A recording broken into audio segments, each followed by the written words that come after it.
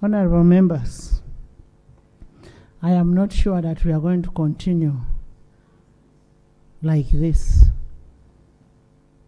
I think I need to talk to executive on this matter. We are going to talk to executive on this matter. If this house is meant for only members of parliament, then let's be told that's meant for members of parliament. If we are supposed to have ministers that represent executive, then you should have ministers on this front bench. But we cannot come here as members of parliament, waste our time, talk, nobody is to respond, and they are paid highly. We have 83 ministers. And for that reason, therefore, I first want to meet executive on this matter.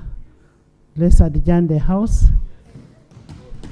Let's adjourn the house until we have this issue resolved. And we are adjourning the house to tomorrow too.